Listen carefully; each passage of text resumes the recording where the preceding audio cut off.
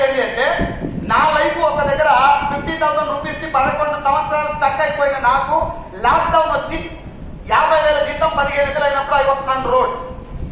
ఈ విషయాన్ని నాకు నా ఫ్రెండ్స్ ఒక 10 సంవత్సరాలు చెప్పుంటారు. జనరల్ గా సైదులో ఒక ఇన్కమ్ వేరే ఇన్కమ్ చూసుకోరా, ఒకటే జాబ్ చాలా డేంజరు, ఒక ఉద్యోగం మీద డిపెండ్ అయినోడు ఎప్పుడు పేదరికంలో ఉండిపోతుంది, ఇంకొక ఆదాయం చూసుకోవాలి, నిజాయితీగా సంపాదించే మార్గాలు చాలా ఉన్నాయి అని చెప్పి రియల్ ఎస్టేట్ గురించి, ఇన్సూరెన్స్ గురించి చాలా మంది నాకు చెప్పేది.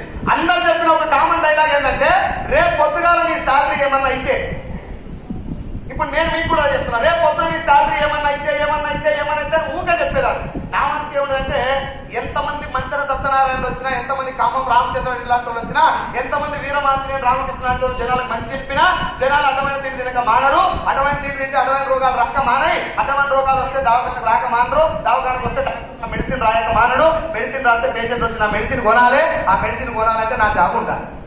నాది ఎవర్ గ్రీన్ జాబ్ మెడికల్ అనుకున్న నాకు లాక్డౌన్ వచ్చిన తర్వాత ఒకే ఒక్క దెబ్బకి 50,000 జీతం. తెలంగాణ రీజనల్ సేల్స్ మేనేజర్ నేను 2017 2020 వరకు. 2020లో as a Telangana regional manager గా 50,000 రూపాయలు నా టేక్ హోమ్ సాలరీ, మీతో 30,000 రూపీస్ ఎక్స్పెన్సెస్ ఇన్సెంటివ్స్ కలిపొచ్చేది. 50 to 80,000 రూపీస్. ఆ 30,000 అనేది కొంచెం తక్కువ ఉంటుంది కాబట్టి దాన్ని కన్సిడరేషన్ చేస్తా. 50,000 రూపాయలు జీతం 10-15,000 వచ్చే నాది ఎగ్జాక్ట్ గా 15,000 పడిపోయింది. మార్చి 19 2020లో లాక్డౌన్ వచ్చింది, మీ అందరికీ తెలుసు. నా మార్చి శాలరీ 15,000 ఇచ్చారు. నేను అది చూసి నాకు అప్పటికి అసలు ఏం అర్థం కాలే. 50,000 జీతాన్ని 15,000 చేసి ఆ థాట్ కూడా రాలే, ఆ వైపు కూడా ఆలోచించలేదు. ఎందుకంటే నేను అనుకున్నా, నా కంపెనీ కోసం 11 సంవత్సరాలు నా ప్రాణం పెట్టి పనిచేసినా గట్లెందుకు చేస్తారు, అసలు ఆ థాటే లేదు నాకు. నేనేమనుకున్నా అంటే, 15,000 శాలరీ ఇచ్చిరంటే ఇది శానిటైజర్లకు, మాస్క్లకు ఎక్స్ట్రా ఖర్చు ఇచ్చుండ్రు నా కంపెనీ చాలా గ్రేట్ అనుకున్నా. వేరే వాళ్ళు సరదాగా మాట్లాడుకుంటా, మన ఊరు ఇట్లీలా గుజరాత్ లో ఒరిస్తా ఉంటారు కదా, మనకి జర వచ్చిరా ఇందులో మాట్లాడినా, భాయ్ క్యా హువా మేరే 15,000 ఆగా అంటే, భాయ్ మేరే भी उतना ही आ गया అని వాళ్ళు చెప్తుంటే, నాకు కూడా అంతే వచ్చిందా, నాకు అర్థమైంది వచ్చిరా ఇందుతోటి. అర్థమైనాక నాకు కొంచెం మైండ్ పని చేయలేదు. I love my company, I love my job అని చెప్పి పిచ్చి కుక్క గిట్ట తిరిగిన 11 సంవత్సరాలు. ఏపీ, తెలంగాణ, కృష్ణా, ప్రకాశం, నెల్లూరు, గుంటూరు 4 జిల్లాలు. ఒక్క పూట అన్నం దొరకకపోతే మామిడికాయ పచ్చలు మొత్తం తీసి నీళ్ళలో కడిగి తిని పడుకున్నాను. That was my least life. ఇక నేను మొత్తం చెప్పాల్సిన అవసరం లేదు, నా బతికెట్లుండదు. కానీ ఏ రోజు కూడా కంపెనీ చెప్పినటువంటి మాటని జవదాట్లేదు, కంపెనీ ఇచ్చినటువంటి టార్గెట్ చేయకుండా అన్ని చేసుకుంటూ కూడా best performer of the year 4-5 సార్లు తీసుకున్నాను.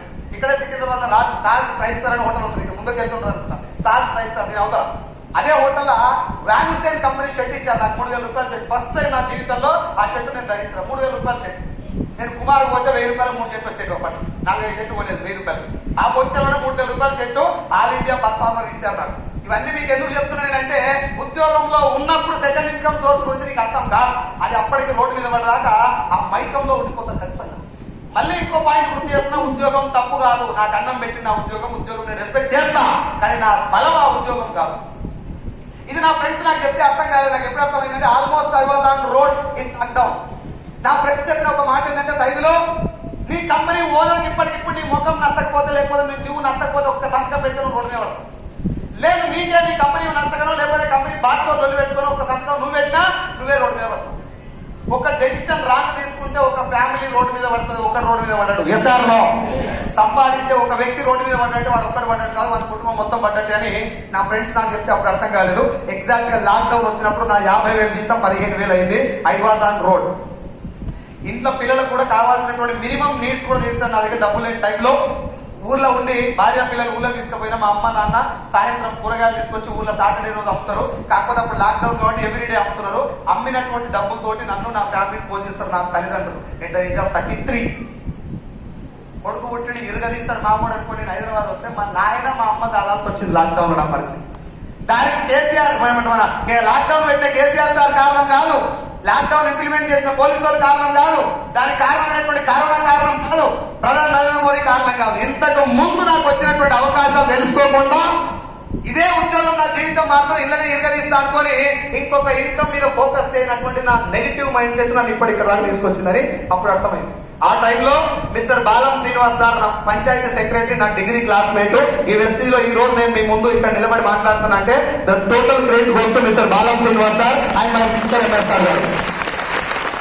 నాకు చెప్పినటువంటి పాయింట్ ఏంటంటే, సైడ్లో వెస్టీజ్ అని ఒక బిజినెస్ ఉంది అని చెప్పి అలా డబ్బులు తీసుకున్న వాళ్ళ వీడియోలు పంపిస్తున్నాడు. ఓకే, నేను వెస్టీజ్ అని కనబడంగానే గూగుల్లో కొట్టినా. మనకు అంతకంటే ఎక్కువ తెలివి లేదు కదా, ఎక్కువసేపు ఆలోచించలేదు. గూగుల్లో సబ్బులు సరుకులు చాంపులు పేస్ట్లు కనబడుతున్నాయి.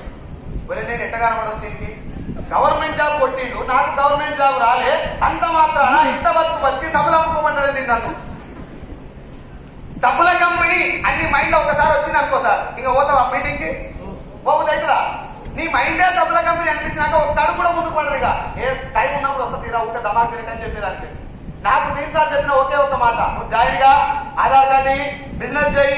నో సైజులో ఇలాంటి ఒక బిజినెస్ అవకాశం ఉంది అని తెలుసుకోరా, కానీ ఒక మీటింగ్ ఇదేందో అర్థం చేసుకో. ఇప్పటిదాకా ఏపీ తెలంగాణలో 198 మందికి డైరెక్ట్ సెల్లింగ్ బిజినెస్ మీద అవగాహన లేక కొన్నిట్ల పైసలు కట్టి మోసపోయారుగా. నేను జాయిన్ అవ్వమని అడుగుతున్నాను, మార్కెటింగ్ లో ఉన్నావు కాబట్టి పూర్తి అవగాహనతోటి పూర్తి స్పృహతోటి మీటింగ్ వచ్చి ఒక 15-20 నిమిషాలు టైం స్పెండ్ చేసి ఇదేందో తెలుసుకోనన్నాడు. నాకు 4 నెలలు చెప్పిన ఒకటే పదం, మీటింగ్ రా ఇదేందో తెలుసుకో. ఒకవేళ సీట్ సార్ నన్ను తెలుసుకునేదంటే నా దోస్తు కదా జాయిన్ కానీ తెలంగాణ బాధ్యత జాయిన్ ఫ్రెండ్ ఒకవేళ లీనియర్స్ ఉంటుందిగా, నీకేందా చెప్పేది ఓకే నేను జాయిన్ అయ్యా నువ్వు కూడా జాయిన్ గా అంటే జాయిన్ అయ్యేటోని. కానీ scene sir was very clear, సైజులో I'm not asking you to join. అందుకని నేను ఇంతకు ముందు ఈ బిజినెస్ గురించి చాలా నెగిటివ్ తోటి ఆలోచించిన, కానీ ఈ బిజినెస్ గురించి నాకు అర్థమైనాక నేను రమ్మని చెప్తున్నారా, ఆ మీటింగ్ ఒకసారి విను అన్నాడు. నాకేమనిపిస్తుంది అంటే సబ్బుల కంపెనీల మీటింగ్ ఏముంటుంది, సబ్బు తీసి ఎట్ట రుద్దుకోవాలని చెప్తారా? ఇట్లా ఇట్లా ఇట్లా అనిపించేదా మైండ్? నెత్తి మీద పక్కన కూర్చుంటే అయ్యే డబ్బులు వచ్చి పడతాయి. అదే చెప్తారుగా బ్రహ్మానందం, దేవుడు చేసిన మనసులో దరిద్రం నెత్తి మీద డిస్కో ఆడినప్పుడు ఆలోచనలు దరిద్రంగా వస్తాయి. Yes or no? ఇట్లా నేను మీటింగ్కి వెళ్ళలేదు. సీన్ సార్ ఫైనల్ ఏం చేసిందంటే, వెస్టిజల్ వదిలిపెడతారా సార్? వదిలిపెడతారా? వదలబొమ్మాలి అనేది బయట కాదు, మా దగ్గరనే. నిన్న చేసి మీటింగ్ తీసుకురావాలి. మంచా చెడా మీటింగ్ వచ్చిన కాబట్టి జాయిన్ గాని ఎవరైనా అడిగిరా తెలుసుకొని పొమ్మని చెప్పిరా. సింపుల్. నన్ను కూడా గదే చెప్పి ఆఖరికి అలసిపోయేవాడు ఏమన్నారంటే, సైదులు నేను ఎంత చెప్పినా నువ్వు వస్తలేవు కదా, నేను డైరెక్ట్ మన వెస్టేజ్ గురించి కష్టపడి సాధించిన గవర్నమెంట్ జాబ్ వదిలేస్తున్నా అన్నాడు. ఎంత శరం తప్పినోడికైనా ఏమో ఒక్కడ ఆలోచన కలుగుతుందో లేదు, ఎంత నెగిటివ్ మైండ్ సెట్ ఉన్నా ఎంత కాదన్నా ఏమో ఒక్కడ మైండ్ అటు తిరుగుతుంది. SR no? నాకేమనిపించింది అంటే, నాకు గవర్నమెంట్ జాబ్ రాలే కాదు నాకు రాదని తెలిసి నేను అప్లై కూడా చేయలేదు. నాలాంటి వారికి గవర్నమెంట్ జాబ్ కొట్టినోడు గ్రేటా కదా సార్? ఇంత గ్రేట్ అయిన వాడికి ఏం పోయే కాలం వచ్చింది, గవర్నమెంట్ జాబ్ వదిలేసే అంత ఇంట్లో ఏం పాడైంది. ఈయనెవడో మ్యానిపులేట్ చేసిండు, ఈయనెవడో మోసం చేసిండు, లేకపోని మాటలు చెప్పి గవర్నమెంట్ జాబ్ వదిలేసేంత మోటివేట్ చేసింది. సీన్ సార్ బాబా అమాయకుడు కాబట్టి మోసం చేసిరు, మన కొంచెం తెలివికల్లో ఉన్నాం కాబట్టి మీటింగ్ పోయి మోసం ఎట్లా చేసిరో తెలుసుకుందాం. ఒకసారి ఆలోచించారు మీరు, మన దరిద్రమైన ఆలోచన ఎంత ఖతర్నాక్ ఉంటుంది. గవర్నమెంట్ జాబ్ అప్లై కూడా చేస్తాను భయపడ్డాడేమో తెలివికల్లోడు, కొన్ని లక్షల మంది గవర్నమెంట్ జాబ్ కొట్టినోడేమో అమాయకుడు. అవ్వట్టుంది మన థింకింగ్. ఈవెన్ నేను మళ్ళీ మీటింగ్కి వెళ్ళాలని డిసైడ్ అయిపోయి మీటింగ్ లో కూర్చున్నా. ఒక 6 ఉన్నారు ఆ మీటింగ్ లో. సార్ ఎంతమంది? ఆడ కూర్చున్న మీటింగ్ సఫల కంపెనీ అనిపిస్తా, గ్రేట్ కంపెనీ అనిపిస్తా. ఫిక్స్ అయిపోయినా సఫల కంపెనీది, నేను రావటమే ఎక్కువ ఈ మీటింగ్ అనుకుని అక్కడ కూర్చున్నా. మీటింగ్ లో కూర్చున్న తర్వాత అక్కడికి వచ్చినటువంటి ఒక సార్ మాట్లాడడం మొదలు పెట్టినాను. ఏమన్నాడంటే, సార్ మీ 7 బిజినెస్ మీటింగ్ పిలిచింది, ఇందులో జాయిన్ చేస్తాను కదా సార్, ఇలాంటి ఒక కాన్సెప్ట్ ఉందని తెలుసుకొని వెళ్ళండి అని ఆయన కూడా అదే చెప్పింది. ఇప్పుడు నేను మీకు చెప్పింది నాకు కొంచెం ఈజీగా అనిపిస్తుంది. అంటే ఏదో ఇలాగ ఎక్కడ తీసుకోవాలి తెలుసా మీటింగ్ కి? మాల్ ఉందా, మాల్ మల్లెపల్లి సైడ్ మాల్, ఆ మాల్ కు వెళ్తున్నాం మీటింగ్. పాండు సారు వెనక కూర్చుండు, సీన్ సారు బండి నడుపుతుండు, నన్ను మధ్యలో ఇరికించుకొని తీసుకుపోయి. వాళ్ళ భయం ఏంటంటే ఈ ఏడ దుక్కిపోయో తెలియదు. ఇంకో హైలైట్ తెలుసా, బండి నాదే. వాళ్ళ బండ్లు ఉన్నాయి అయినా కూడా మనం దుక్కిపోయే బాపతి డిగ్రీ కాడికి చూస్తుండు కదా సీన్ గారు. భయంతో నన్ను అట్లా తీసుకుపోయారు. నా మైండ్ లో ఏముందంటే వీళ్ళిద్దరు కూడా పని చేపిస్తారు. తెలుసు నాకు ఇట్లాంటివన్నీ మందిని ముంచేయండి, వీళ్ళకి తెలవక మునిగిద్దా నేను ఎందుకు ముందు అని చెప్పి పోయి కూర్చున్నా. అలా కూర్చున్నాక నా మైండ్ ఏమనిపిస్తాడే, ఇంత బలవంతంగా ఇంటి దాకా తీసుకొచ్చినాడు, ఎంత కొనిపిస్తారో నాతో, ఎంత అంత కడతారో, నాకు ఏమేమి కూర్చుకుంటారో నా దగ్గర. ఆయన చెప్పింది ఏంటి, సార్ మిమ్మల్ని జాయిన్ చేస్తాం వీళ్ళు ఇదేందో తెలుసుకోండి అన్నాడు. నాకు చాలా ఫ్రీగా అనిపించి కూర్చున్నా. 15 మినిట్స్ ఆయన చెప్పినటువంటి డైరెక్ట్ సెల్లింగ్ ఫండమెంటల్ జాబ్ అర్థమైన తర్వాత నా మైండ్ మొత్తం క్లియర్ అయిపోయింది. ఇంటికి వచ్చిన తర్వాత ఒక 6 నెలలు నా మీద నేను వర్క్ చేసుకున్నా. డైరెక్ట్ సెల్లింగ్ కాన్సెప్ట్ చాలా నీట్గా ఉంది, చాలా సింపుల్ గా ఉంది. దీంట్లో జనాలు కూర్చోబెట్టి చుట్టంతా ఎక్కువ బట్టలు చెప్పుకోవాల్సిన అవసరం లేదు. Simple concept direct selling. నువ్వు మోసపోవడానికి కళలో కూడా అవకాశం లేనటువంటి ఇండస్ట్రీ. ఇదే ఇండస్ట్రీలో మోసాలు చేసేటువంటి ఫేక్ కంపెనీలు ఉన్నాయి, కొన్ని లక్షలు ఉన్నాయి. అలా తొందరగా డబ్బు వస్తుంది. జనాలు ముందల్లా మునిగి ఇళ్ళకి రమ్మంటే భయపడతారు. వెస్టీలో డైరెక్ట్ గా ఈజీగా డబ్బు రాదు, చాలా కష్టపడాలి ఇలా. ఈ విషయం నాకు అక్కడ అర్థమైంది. అక్కడ ఏం జరిగింది సార్ అని నేను అడిగితే, అదే 15 నిమిషాలు ఇప్పుడు నేను మీకు చెప్తా, మీరు కొంచెం ఓకే అంటే. ఒక్కసారి, ఇంకొకసారి అందరు మాట్లాడరు. అందరూ ఆ మేడం అయితే సపోర్ట్ చేస్తారు అంటున్నప్పుడు ఎవరైతే సపోర్ట్ చేస్తారో కన్ను పాడైపోయి ఎక్కువతే అన్న ఒక క్లాప్ కొట్టండి. బిగిన్. ఒకటే clap. 1 2 3 single clap. Balcony sound మంచిగా వచ్చింది, కిందలో రాలేదు. 1 2 3 అందరు బాగానే వచ్చింది. అలర్ట్గా ఉన్నారని అనుకుంటున్నా.